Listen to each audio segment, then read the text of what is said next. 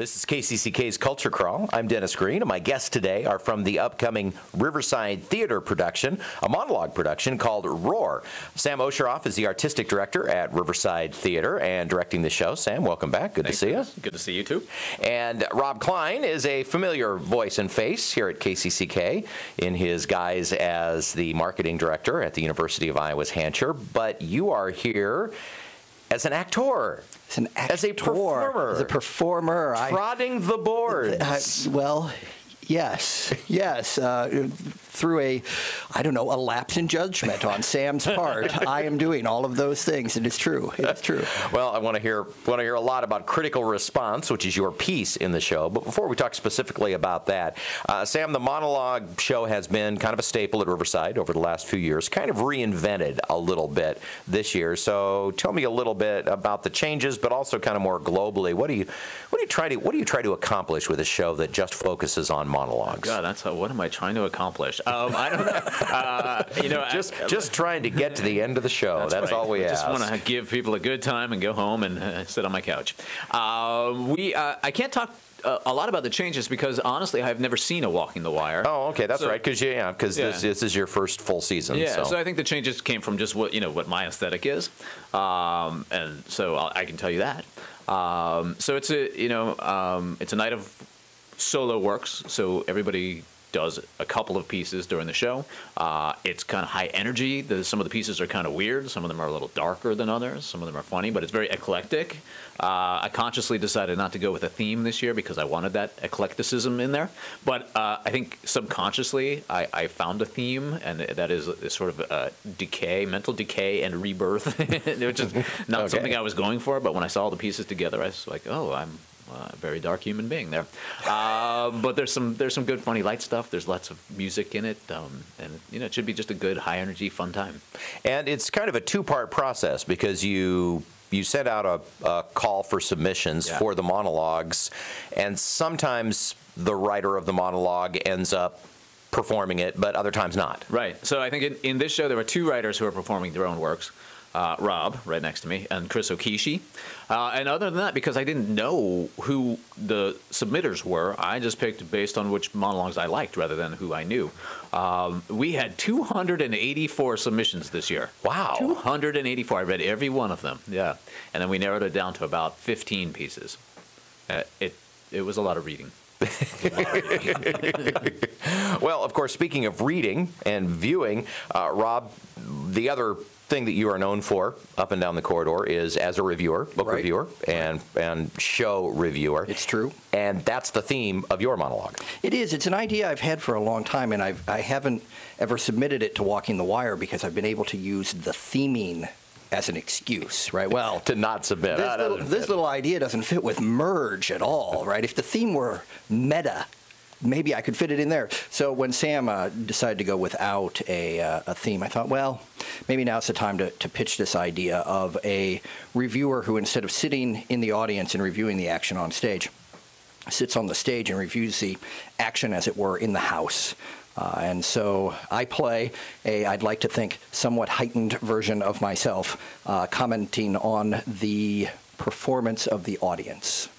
Oh, okay. So this is you're not watching a show off stage and talking about it. You are actually evaluating the audience. The quality of the audience. And, in my day-to-day reviewing, I often say, man, there are some things. I try not to review the audience. Every now and again, something happens in the room and you think, I could mention that in the review, but I'm not really here to review the audience.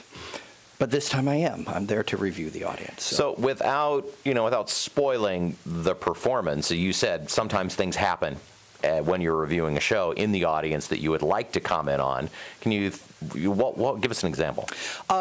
Most recently, and this is something that I don't think I really touch on in the piece itself. Most recently, I was at a performance and I was sitting there with my notebook, doing my thing, trying to be quiet and unobtrusive, while the woman sitting next to me live reviewed the show. out loud. Oh, how nice. And I was never quite... So all you really had to do was just transcribe what she said. It was very helpful, but it was unclear to me whether this was sort of her standard procedure or if she was trying to help me, because people are, it's fascinating when you sit in a dark room with a notebook, people really want to know what you're up to.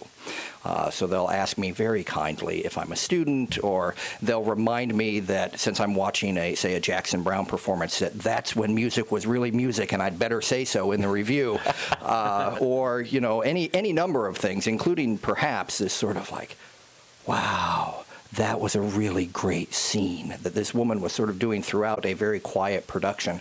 I'm quite sure the actors could hear her, and that some of the patrons around us probably thought I was throwing my voice or something. I don't know. The guy with the notebook must be commenting.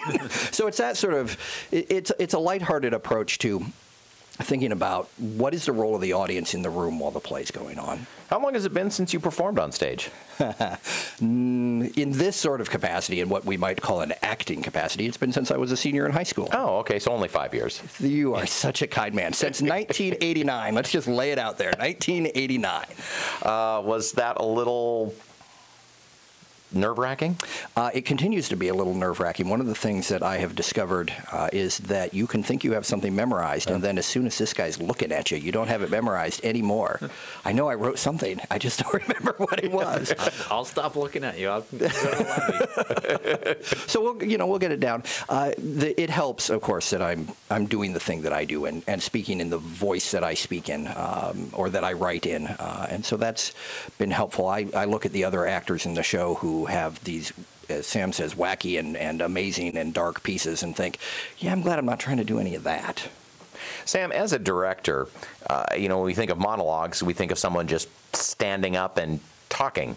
But, of course, even the best monologue, 15 of them in a show, that's going to get old fast. So as a director, what are you trying to do to, change the pace, change the physicality and all of those to make it, an interesting show to watch as well as hear? I really am shaking it up this year. I have some people sitting down and talking this year. Oh, my. It's true. Wow. No, here's what I've done.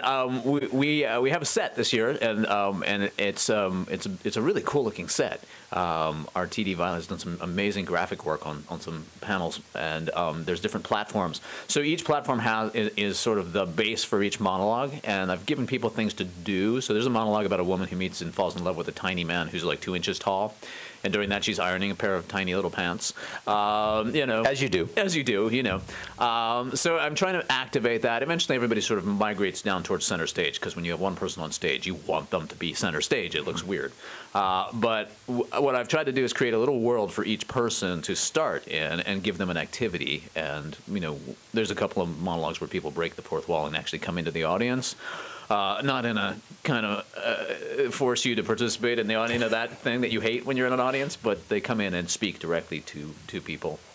So, yeah, that was my main concern, is that we keep this really active and interesting, and it's not just one person stepping into the spotlight and speaking for 10 minutes and then the next person stepping in and speaking. So hopefully we've done that. We'll see. The show is Roar. It opens next week, Thursday, Friday? Thursday's preview night. Friday is actually opening, yeah. All right, and then 2 weekends, and shows are Thursday, next weekend's Thursday preview, Friday, Saturday at 7:30, Sunday at 3 o'clock, and the following weekend, Thursday, Friday, Saturday at 7:30, and Sunday matinee at 3 o'clock. And if people want tickets, they can visit the Riverside website, which is? Riversidetheatre.org. Riversidetheatre.org if you'd like tickets. And gosh, I'll just say good luck with it, and thanks for coming in. Great, thanks. Thank you.